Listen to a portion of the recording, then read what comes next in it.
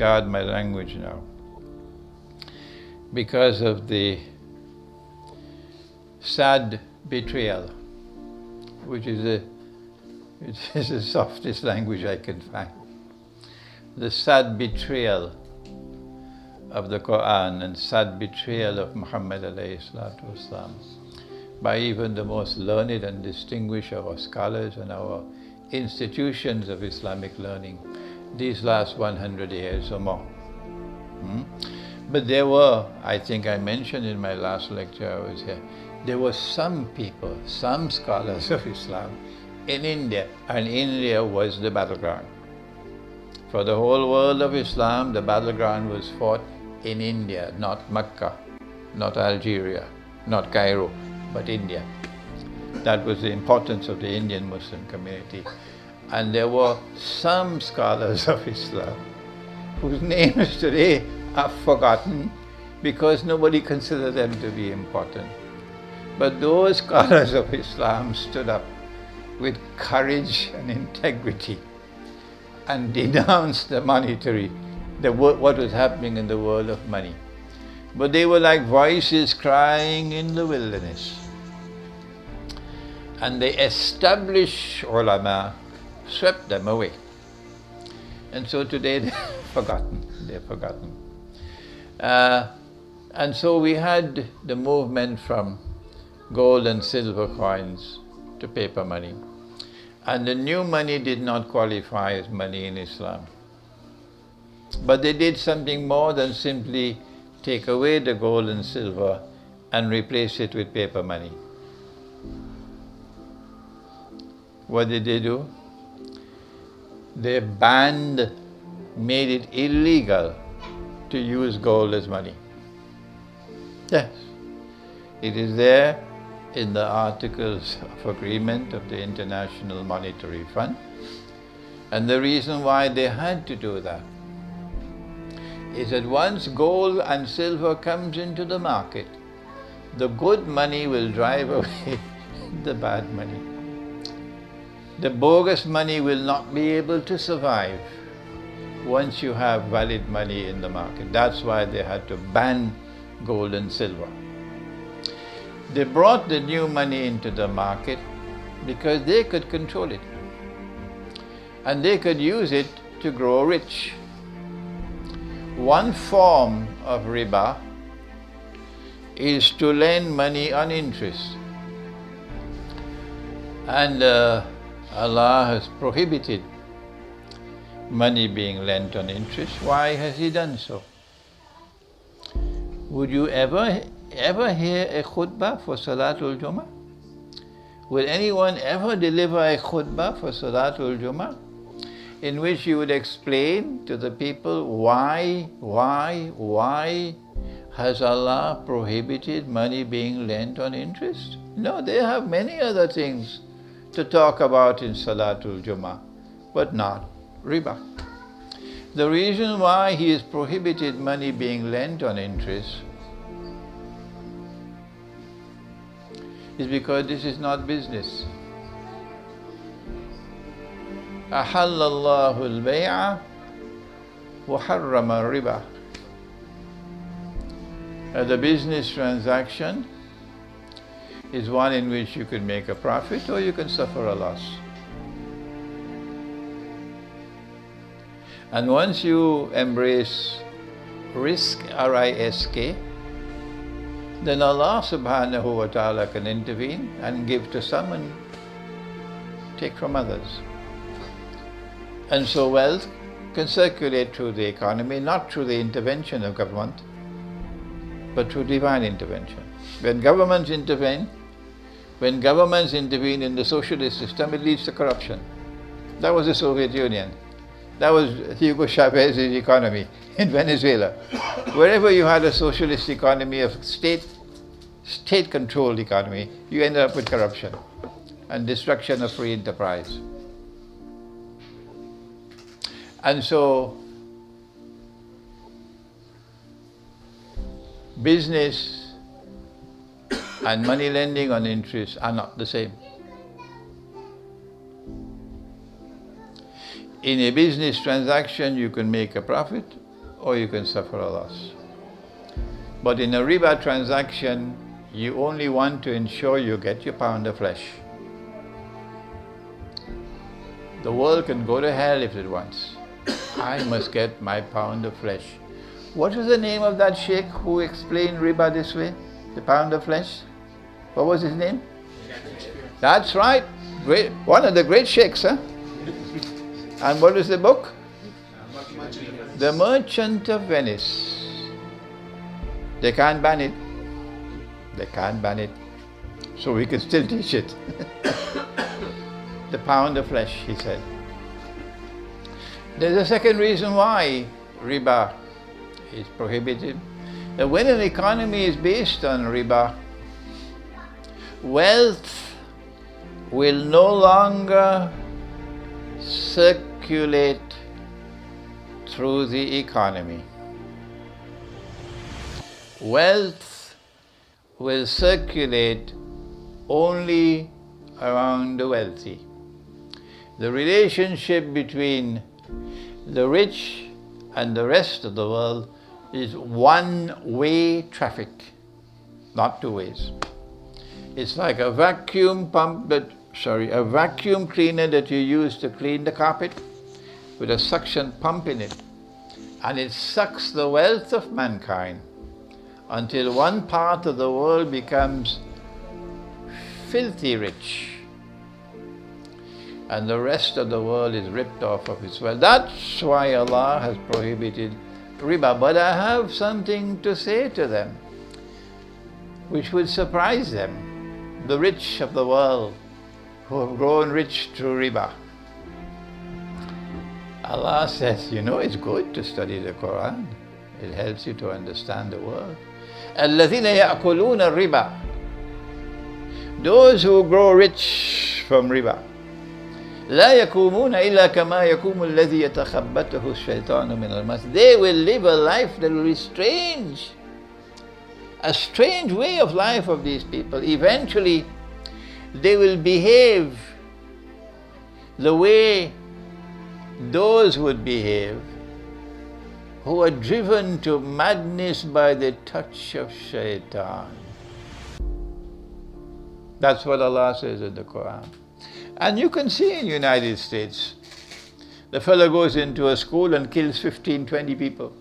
They go into a stadium and they start shooting here and there and everywhere. They go in a supermarket, they start killing people. They go in a cafeteria, they start killing people. They're going crazy out there. الذين يأكلون الربا لا يقومون إلا كما يقوم الذي يتخبطه الشيطان من المس. So you pay a price for your riba. Now they're moving away from paper money.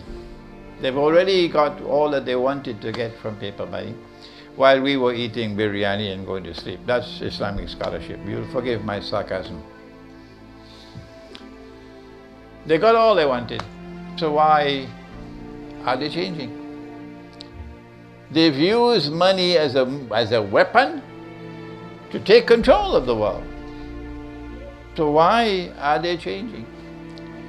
What is the reason for the change from a monetary system of paper money, which has profited them so much, to a new monetary system of electronic money, which is outside of government control and outside of banking control? That is the important question that we must now attempt to answer. I think it is Islamic eschatology more than anything else which can explain that answer. Nothing else. Monetary economics, no. But Islamic eschatology. Is it in Suratul Mursalat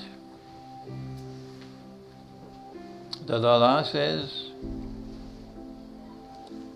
Intaliku ila zillin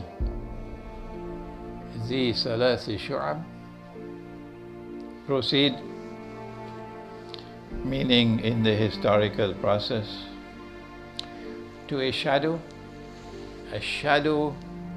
which is going to come over the world, a shadow which is going to come over the political system, over the economic system, over the monetary system, over the educational system, over the spiritual life, over the male-female relationship, over sports, over education. A shadow which is going to descend over the world. Intaliku ila dhillin. And this shadow will emerge in three parts. The shadow will have three parts. Zi thalasi shu'ab. This is ayah mutashabiha, not ayah muhkama. The Quran has ayat muhkamat, which are plain and clear. And this is Ummul Kitab. And they have to be studied. And what constitutes a Muslim, the belief system of Islam, must come from here. The ayat muhkamat. So if Allah subhanahu wa ta'ala, if He has ordained the leadership of the Ummah of Muhammad alayhi salatu wasalam is vested in Ahlul Bayt, and they are, of course, my brothers, the Shia. I don't have boxing gloves, no, they are my brothers. If Allah has ordained that the leadership of the Ummah after Nabi Muhammad alayhi salatu wasalam is vested in the family of the Prophet alayhi salatu wasalam, and it commenced with Ali radiallahu ta'ala anhu, who is included in Ahlul Bayt, then this must be in the Quran. Because if it comes from Allah, it's a part of our belief system. Yeah. If you reject it as I do, you're not a Muslim. If you reject this as I do, you are not a Muslim. You're kafir. No one can possibly challenge me on that. No, you can't challenge me on that. If Allah has ordained something and you reject it knowingly, you're kafir. And I reject it knowingly, so I'm a kafir. If Allah has ordained it. If it is a part of the belief system of Islam, it has to be in the Quran. If it's not there in the Quran, then be careful. Be careful, you're treading on dangerous waters. So the Quran has to establish what is the belief of the Muslim, and that has to be from ayat muhkamat. But then there are other ayat. The Quran is not comprised of only ayat muhkamat, and Washington is not happy at all with this. What is it? That Allah has placed ayat mutashabihat in the Quran as well. So they can have all their think tanks from Temple University to Harvard to wherever they want. They can never penetrate the Quran. Never. Because there's one part of the Quran which is ayat mutashabihat, and these have to be interpreted. And the interpretation, the knowledge of the interpretation will come only from Allah. It comes from a combination of rational inquiry and spiritual insight, and that's not sold in the supermarket. When you give an interpretation of the Quran, of course, you must say Allah knows best. Because you can be right, you can be wrong. So when I say that this is the shadow, and the shadow, which is of three parts, is this. It started with Pax Britannica, when the island of Britain took control of the world. And there is an amazing amount of solid evidence to support the view that this is the first part of the shadow, Pax Britannica. We don't have to go through that tonight. Don't forget, I made a trip to the Greenwich Observatory today, and when you go there, you'll see what they did to time. Then you have Pax Americana, which is the second part of the shadow. When the shadow began, we saw changes in the world of money. It was the Bank of England in 1697, I think it was, that the Bank of England was established. If you were born in Britain, you should know the subject better than me, eh? If you were born in this country, you should know this subject better than I do. The Bank of England was established, I believe, in 1697. And the Bank of England, shortly after it was established, started this scheme, this bogus scheme, of a promissory note in place of the gold coin. The sterling pound was a gold coin. And if you go to the museums, you probably could see what the sterling pound used to be, a gold coin. And then they started giving paper in place of the gold. And of course, you'll issue more paper than you have gold. And so you could make money off the side. And the scheme collapsed. And then they started again, it collapsed. Yeah. It's a bogus scheme. And people are ripped off. And that's how they eventually ended up with the Bretton Woods Accord in 1944. And the International Monetary Fund and this monetary system. And then came, at Bretton Woods, the second stage of the shadow, Pax Americana. And the US dollar replaced the sterling pound as the international currency. And now it's plain and clear that the US dollar, which along the road was transformed into the petrodollar, but I don't need to explain that to you. You know about the hadith, about the mountain of gold. If you don't know, then do your homework. The US dollar was transformed to the petrodollar, and who prophesied it? Nabi Muhammad alayhi salatu wasalam. The petrodollar, the river Euphrates, and the mountain of gold. And now we can see the evidence, and this is where in the discussion session now which follows, it can be interesting to talk about this, that the US dollar is now in irreversible decline. The petro yuan, this month is it? This month, March?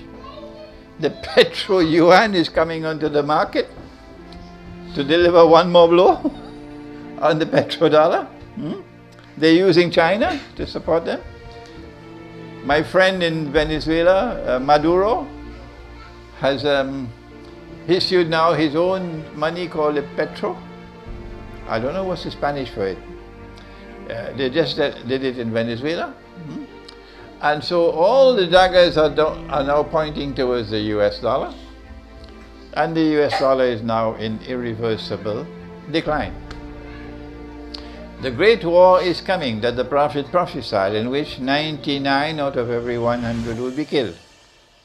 Okay, you know about that. Whether the Great War will come first, or whether the collapse of the monetary system will come first, I don't know. I don't know which one. But both of them are imminent. Now then, my view, and of course I can be wrong. When I give an opinion, I can be wrong. You should never accept my opinion unless you are convinced that it is correct.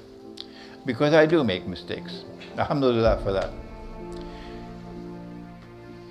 It is perhaps because they do not want to have a sudden crash of the system. And as a consequence, chaos and anarchy in the United States of America. A land in which, incidentally, you are permitted to buy guns. You don't need any government approval. And so lots and lots and lots of Americans, usually the ones who are descended from the slave master, not the ones who are descended from the slaves, have lots and lots of weapons. And if there is a crash of the US dollar and a sudden liquefaction, you mean to make liquid of all their money, it just disappear, or vaporization of all their wealth, it could cause chaos in that country. It could cause anarchy with people using their guns randomly. And it wouldn't look nice, no? So they want perhaps to bring down the monetary system to make place for the third stage with what may be described as a soft landing.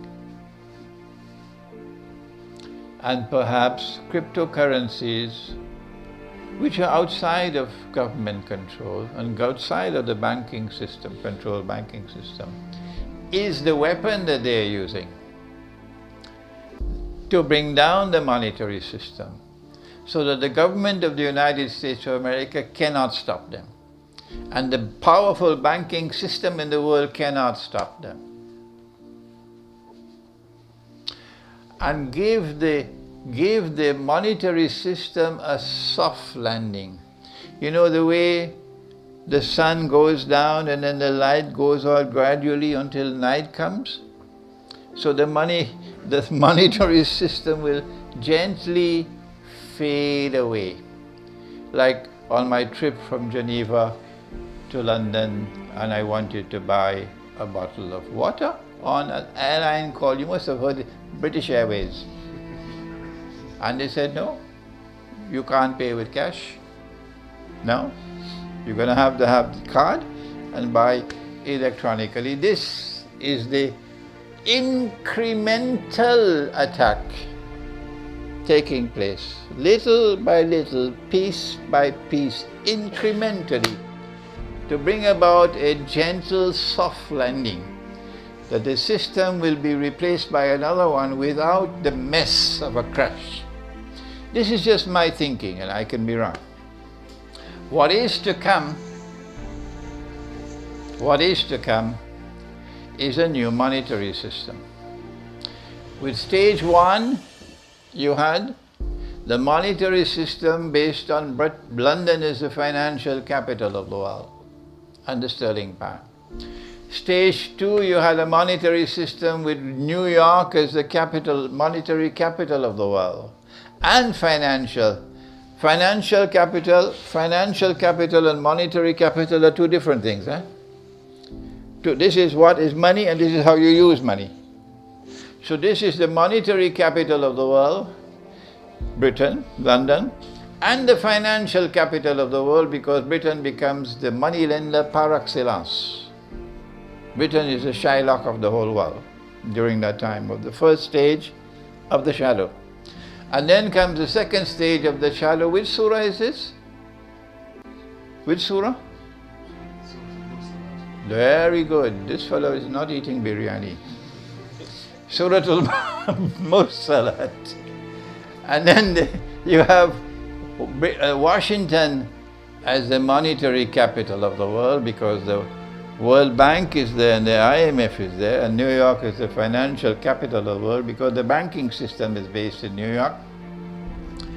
But its roots, of course, are in Zurich. And the US dollar replaces the sterling pound. And now we see the signs of irreversible decline, and something is going to come to replace. And so cryptocurrency can be used perhaps to play the role of bringing about the transition. What the new currency is going to be like, the new money is going to be like, I am pretty sure there is going to be only one currency in the world. Only one. They don't need this mess of 30, 40, 60, 80, 100 different currencies every note. It's much prettier and easier and manageable if you have one currency in the world, everybody using the same money. And that's when the rope around the neck will be tightest of all. For those who have eyes and yet cannot see will say, this is the best world of all. For those who are faithful to Allah and His Messenger, they will say, this is the tightest that the rope has ever been around our neck. They want the one currency for one world order. One world order. And it will be a world order that they will control, so that Pax Judaica can replace Pax America. This is the importance of eschatology, or ilmu akhirul zaman. So you should not be surprised that there is such a phenomenal appetite in this country for this knowledge. I am absolutely amazed as the kind of response I'm getting since I've arrived in Britain. This is the third time I'm making short visits. Short visits. I don't come here to stay a long time. Short visits and low profile. You don't see my program on the internet. You don't know where I'm lecturing next. Nobody knows. You have to take the low profile. This is the importance of Islamic eschatology. To use the Quran, and I've only quoted 1 or 2 verses, there are many more, to explain what is happening in the world today and to anticipate what is coming tomorrow. What should we do? Answer: when you're faced with an evil from which there is no escape, always choose the lesser of the two evils, the lesser of the two evils. And my advice to you, particularly if you have children, is to get out of the cities before it's too late. You're going to lose your children if you've not already lost them. And go to the countryside. If you cannot leave Britain, if I could go and live in Pakistan, I'd do that. Oh yes. I tell you, I eat a naan in Pakistan is far better than anything you can have in Britain here. I had naan today, my first naan in Britain. I said, but this is not even in a little roadside juggi in Pakistan. Roadside where we used to buy a naan for maybe 2 rupees. 2 rupees for a naan. How much? 8 rupees. 8 rupees now? Right. 2 rupees or 1 rupee for a naan. When I went to Pakistan in 1964, $1 was equivalent to 1 rupee 75 paisas, yeah. So it could not be 2 rupees, had to be much less than that. We used to have chawanni and thanni in those days.